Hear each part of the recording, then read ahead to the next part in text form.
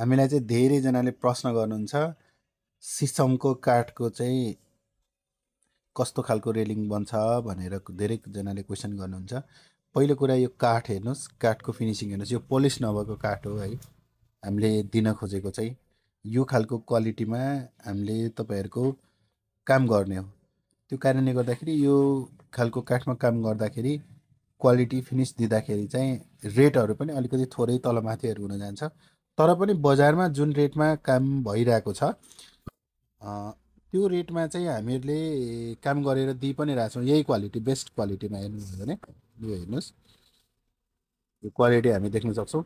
र जङ्गली सिसममा यो टेक्सचर जुन आउँछ यो चाहिँ आबादी सिसममा आउँदैन। यो हेर्नुहोस्, यो टेक्सचर छ जुन देखिराख्नु भएको छ, यो टेक्सचरलाई हेर्नुहोस्। अझ यो खालको पोइन्टहरू हुन्छ जङ्गली सिसममा।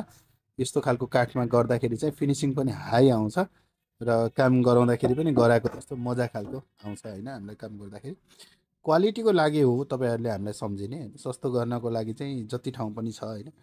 अब यो हेर्नुहोस्, जङ्गली सिसममा आउने टेक्सचर, यो जुन टेक्सचर आउँछ यो जङ्गली सिसममा मात्रै आउँछ। राम्रोसँग हेर्नुभयो भने यो खालको फिनिसमा चाहिँ हामीले यहाँहरूको रेलिङको काम गरेर दिन्छौँ होइन।